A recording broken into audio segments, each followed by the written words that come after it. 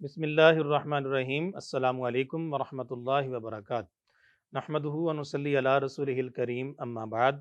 ناظرین، کتاب الجامع باب الادب حدیث نمبر 1 ہم نے پچھلے پروگرام میں حدیث بیان کی تھی، مسلمان کے مسلمان پر 6 حق۔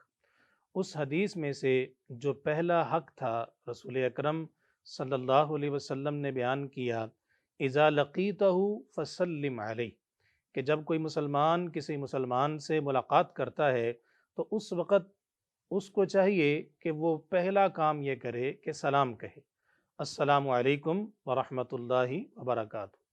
تو آج ناظرین دوسرا حق جو رسول اکرم صلی اللہ علیہ وسلم نے بیان کیا اس کو آپ کے سامنے بیان کریں گے۔ اس کی کچھ توضیح، کچھ تفصیلات اور کچھ اس میں فوائد آپ کے سامنے ذکر کیے جائیں گے۔ تو دوسرا حق کیا تھا؟ رسول اللہ صلی اللہ علیہ وسلم نے فرمایا اذا دعاک فاجبہ، کہ جب کوئی مسلمان دوسرے مسلمان کو دعوت دیتا ہے تو مسلمان کا حق ہے کہ دعوت کو قبول کرے۔ اب یہ دعوت 3 قسم کی ہو سکتی ہے۔ ایک مسلمان دوسرے مسلمان کو مدد کی بھی دعوت دے سکتا ہے، مدد کے لیے پکار سکتا ہے، وہ کسی تکلیف میں مبتلا ہے، کسی مصیبت میں مبتلا ہے، کسی پریشانی میں مبتلا ہے، اور وہ کسی مسلمان کو مدد کے لیے پکارتا ہے، دعوت دیتا ہے، بلاتا ہے، تو مسلمان پر لازم ہے کہ اپنے بھائی کی مدد کے لیے فوری طور پر اس کی دعوت پر لبیک کہے۔ اس میں رسول اکرم صلی اللہ علیہ وسلم کی ایک حدیث بھی پیش نظر رہنی چاہیے۔ آپ صلی اللہ علیہ وسلم نے فرمایا کہ المسلم اخو المسلم لا یظلمہ ولا یسلمہ، مسلمان مسلمان کا بھائی ہے اور مسلمان مسلمان پر نہ تو کبھی ظلم کرتا ہے اور نہ ہی کوئی مسلمان کسی مسلمان کو بے یار و مددگار چھوڑتا ہے۔ جب بھی کسی مسلمان کو مدد کی ضرورت پڑتی ہے تو مسلمان بھائی کا حق ہے کہ وہ اپنے مسلمان بھائی کی مدد کرے اور اس کی پکار پر لبیک کہے، اس کی دعوت کو قبول کرے۔ اور دوسری دعوت جو ہو سکتی ہے وہ مشورے کی دعوت ہو سکتی ہے۔ کوئی مسلمان کوئی کام کرنا چاہتا ہے، مومن بھائی کسی کام کو اختیار کرنے کی کوشش کرتا ہے لیکن اس میں پریشانی لاحق ہو جاتی ہے اور وہ دوسرے مسلمان سے مشورہ طلب کرتا ہے کہ میں یہ کام کروں یا نہ کروں، تو مشورہ چونکہ ایک امانت ہے اور اس کو امانت داری کے ساتھ مشورہ ایک مسلمان کو دوسرے مسلمان کو دینا چاہیے اور اچھے انداز سے دینا چاہیے، اور ایسی بات بتائی جائے جو اس کے لیے فائدہ مند ہو۔ تو یہ دوسری قسم کی دعوت ہے کہ کوئی مسلمان کسی سے مشورے کی دعوت دیتا ہے یا مشورہ طلب کرتا ہے تو مسلمان کا حق ہے کہ اس کو مشورہ اچھے سے اچھا دیا جائے۔ تیسری قسم کی جو دعوت ہو سکتی ہے وہ کھانے کی ہے، کہ کوئی آدمی آپ کو کھانے کی دعوت دیتا ہے تو کھانے کی دعوت پر بھی لبیک کہنا چاہیے، اس کو قبول کرنا چاہیے، احسن انداز سے قبول کر کے اس دعوت پر بھی شمولیت اختیار کرنی چاہیے۔ ناظرین، رسول اللہ صلی اللہ علیہ وسلم کا فرمان اس کے بارے میں بہت اہم ہے۔ آپ صلی اللہ علیہ وسلم نے فرمایا وَمَن لَّمْ يُجِبْ الدَّعْوَةَ فَقَدْ عَصَى اللَّهَ وَرَسُولَهُ۔ آپ صلی اللہ علیہ وسلم نے فرمایا، صحیح بخاری کی روایت ہے، مَن لَّمْ يُجِبْ دعوہ، کہ جو شخص دعوت کو قبول نہیں کرتا، اور یہاں پر خاص طور پر جو اہمیت کی حامل بات ہے وہ یہ ہے، یہ مراد یہاں پر دعوت ولیمہ ہے اور عموم بھی لیا جا سکتا ہے۔ آپ نے فرمایا کہ جو شخص کسی مومن مسلمان کی دعوت کو قبول نہیں کرتا فقط عصى اللہ، تو گویا کہ اس نے اللہ کی نافرمانی کی ہے، ورسولہ، اور اس کے رسول کی بھی نافرمانی کی ہے۔ بہت اہم بات ہے۔ تو اس سے ثابت یہ ہوتا ہے کہ جب بھی کوئی مسلمان مومن خلوص نیت کے ساتھ، خلوص قلب کے ساتھ آپ کو دعوت دیتا ہے تو اس کی دعوت کو قبول کرنا چاہیے۔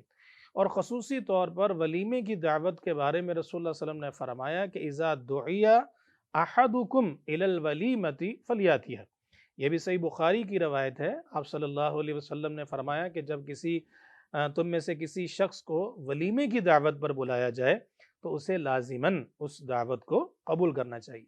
ایک اور روایت رسول اللہ صلی اللہ علیہ وسلم کی صحیح بخاری ہی میں مروی ہے، صحابی رسول فرماتے ہیں امرنا النبی صلی اللہ علیہ وسلم بالسبع، نبی صلی اللہ علیہ وسلم نے ہمیں 7 کام کرنے کا حکم دیا، ونہانا عن 7، اور 7 ہی کام آپ صلی اللہ علیہ وسلم نے ہمیں منع فرما دیے کہ یہ کام تم نے نہیں کرنے۔ فرمایا کہ جو 7 کام جن کے بارے میں اللہ کے پیغمبر نے حکم دیا، یا وہ کام جس کے بارے میں رسول اللہ صلی اللہ علیہ وسلم نے روکا، جو حکم دیے گئے کام ہیں وہ رسول اللہ صلی اللہ علیہ وسلم نے فرمایا کہ بعیادت المریض۔ پہلا کام تو یہ ہے کہ کوئی مسلمان مومن اگر بیمار ہو جاتا ہے تو فرمایا کہ اس کی عیادت کرنا دوسرے مسلمان پر لازم ہے۔ فرمایا کہ جب کوئی مسلمان مومن فوت ہو جاتا ہے تو دوسرے مسلمان کو چاہیے کہ اس کے جنازے میں ضرور شرکت کرے۔ اور فرمایا وتشمیت العاطس، جب کسی کو چھینک آ جائے اور وہ الحمدللہ کہے تو اس کا جواب دینا چاہیے۔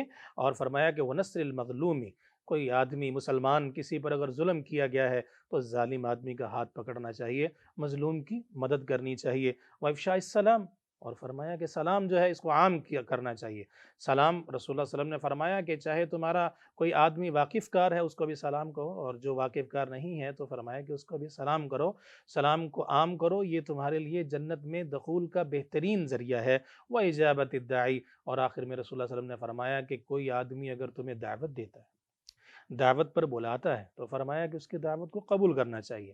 رسول اللہ صلی اللہ علیہ وسلم نے جن چیزوں سے منع فرمایا کہ خواتین الذہب، ہمارے معاشرے میں بڑی ایک عام بیماری ہے کہ لوگ سونے کی انگوٹھیاں بنا کر وہ ہاتھوں میں پہن لیتے ہیں، تو رسول اللہ صلی اللہ علیہ وسلم نے منع فرمایا کہ سونے کی انگوٹھی جو ہے وہ مرد پر حرام ہے۔ یہ رسول اللہ صلی اللہ علیہ وسلم کا فرمان ہے۔ یہ آپ نے فرمایا کہ جنت میں مردوں کو جو ہے وہ زیور پہنایا جائے گا سونے کا، لیکن دنیا میں سونا جو ہے یہ مرد پر پہننا حرام ہے۔ ہم میں سے اکثر معاشرے کے اندر وہ لوگ جن کے پاس مال و دولت کی فراوانی ہے تو وہ اس نشے میں آ کر سونے کی زنجیر پہن لیتے ہیں، سونے کی انگوٹھی پہن لیتے ہیں، کڑا پہن لیتے ہیں۔ تو ناظرین، یہ تمام چیزیں دنیا میں مرد کے لیے حرام ہیں، اس کو استعمال کرنا غلط ہے اور یہ جہنم کا ایندھن بننے والی چیزیں ہیں، تو اس لیے اس سے بچنا چاہیے۔ ون آنیت الفضہ، آپ نے فرمایا کہ چاندی کے برتنوں میں کھانا پینا بھی محمد صلی اللہ علیہ وسلم نے اس کو منع کر دیا ہے۔ اور فرمایا کہ والاستبراق والدیباج، ریشم کا استعمال مرد کے لیے حرام ہے، چاہے وہ ریشم جو ہے وہ باریک ہو، چاہے وہ ریشم موٹا ہو، جس انداز کا بھی ریشم ہے، قیمتی ہے چاہے معمولی ہے، ریشم جو ہے وہ مرد پر دنیا میں حرام ہے۔ تو فرمایا کہ یہ کچھ چیزیں اللہ کے پیغمبر نے حرام قرار دیں، اور جو چیزیں اللہ کے پیغمبر نے ہمیں حکم دیا ان میں سے ایک چیز اجابت الداعی ہے، کہ جب کوئی آدمی تمہیں دعوت پر بلائے تو اس کی دعوت کو قبول کرنا چاہیے۔ ناظرین، اس حوالے سے ایک اہم ترین بات آپ کی گوش گزار کرنا چاہتا ہوں، وہ یہ ہے کہ بعض اوقات ایک مومن آدمی، مسلمان نمازی، اس کو دعوت اس انداز سے دی جاتی ہے کہ وہ دعوت پر اسے کچھ خطرات لاحق ہوتے ہیں۔ مثال کے طور پر دعوت کی جگہ پر کچھ غیر شرعی امور کے بارے میں اسے پتہ چل جاتا ہے، یا وہاں پر پہنچنے پر پتہ چلتا ہے کہ یہاں پر دعوت میں ساز مزراب کا بھی اہتمام کیا گیا ہے اور یہ دعوت بڑی عجیب سی غیر شرعی دعوت ہے، تو اس دعوت کو چھوڑنا بھی جائز ہے۔ مطلب ایسی دعوت کے اوپر 2 قسم کے رویے آپ اختیار کر سکتے ہیں۔ ایک تو یہ ہے کہ آپ اس دعوت کو فوری طور پر ترک کر دیں، چھوڑ دیں۔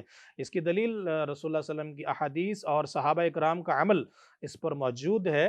حضرت عائشہ رضی اللہ تعالیٰ عنہ فرماتی ہیں، میں نے رسول اللہ صلی اللہ علیہ وسلم کی احترام کے لیے، آپ کی عزت کے لیے، آپ کے نیچے بچھونا بچھانے کے لیے ایک قالین خریدا۔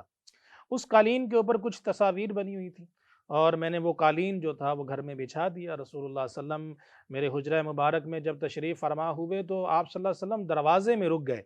تو جب آپ دروازے میں رکے رہے، اندر نہ آئے، تو میں بہت پریشان اور حیران ہو گئی، اور میں نے کہا اللہ کے پیغمبر، میں توبہ کرتی ہوں اللہ کے سامنے بھی اور آپ کے سامنے بھی، مجھ سے کیا کوئی غلطی ہو گئی ہے کہ آپ اندر تشریف نہیں لا رہے؟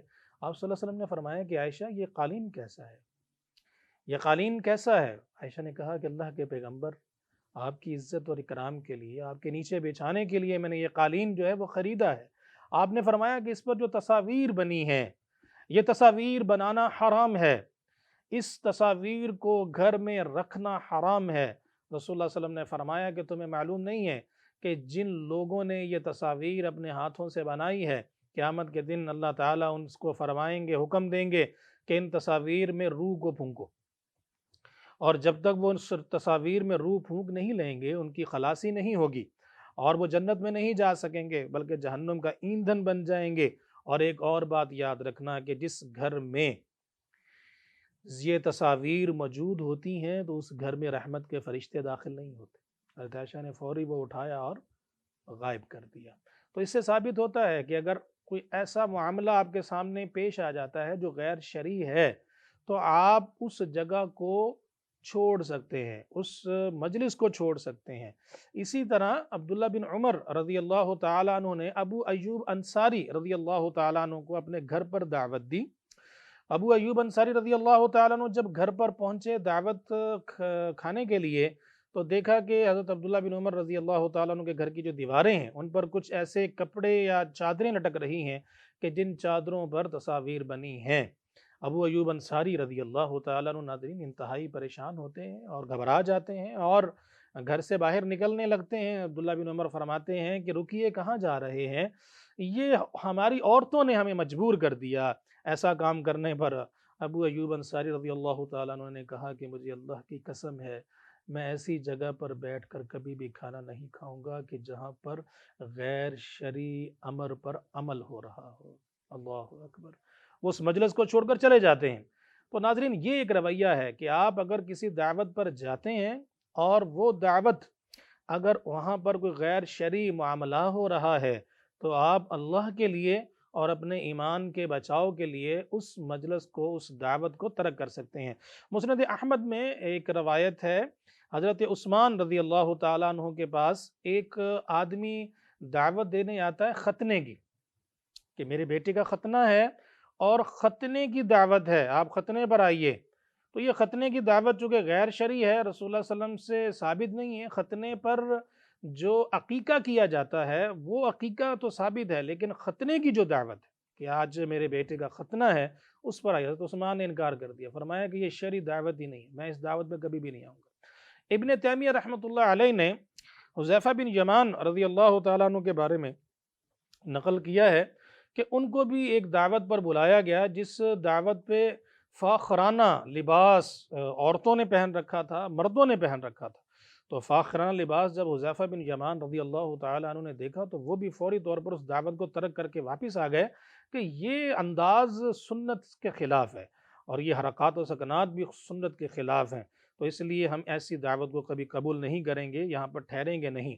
اور امام ابن تیمیہ رحمۃ اللہ علیہ نے حضرت عبداللہ بن عمر سے ایک اور واقعہ نقل کیا ہے کہ ان کو بھی ایک جگہ دعوت دی گئی اور وہ دعوت پر پہنچے تو دیکھا کہ وہاں پر جو کرسیاں تھیں ان پر چاندی کے اوراق چڑھائے گئے تھے، ان کے مطلب جو ہے وہ آرائش کے لیے، تزئین کے لیے۔ تو عبداللہ بن عمر رضی اللہ تعالیٰ عنہ غصے میں آ جاتے ہیں اور کہتے ہیں کہ یہ رسول اللہ صلی اللہ علیہ وسلم نے ان سے منع کیا ہے، اس کو استعمال کرنے سے منع کیا ہے، تو میں کبھی بھی ایسی جگہ پر بیٹھ کر کھانا نہیں کھاؤں گا۔ اٹھنے لگتے ہیں، میزبان آتا ہے، روکنے کی کوشش کرتا ہے تو عبداللہ بن عمر جھگڑ پڑتے ہیں۔ ابن تیمیہ فرماتے ہیں کہ یہاں تک کہ عبداللہ بن عمر نے غصے میں آ کے اس میزبان کے منہ پر تھپڑ مار دیا کہ تم نے یہ کام غلط کیا ہے، سنت کے خلاف کیا ہے، تو ایسی جگہ پر کھانا میں نہیں کھا سکتا۔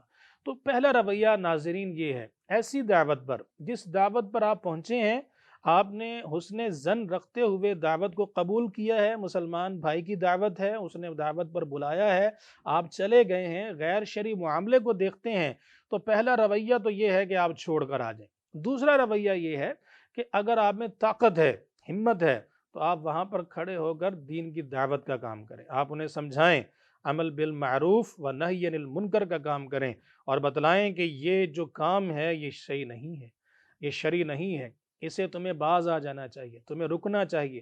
تو یہ دوسرا رویہ ہے کہ آپ دعوت پر جا کر دین کی دعوت دیں اور لوگوں کو سمجھائیں کہ میرے بھائیو، اللہ کے دین کی مخالفت نہ کرو اور اللہ کے دین کے مطابق عمل کرو۔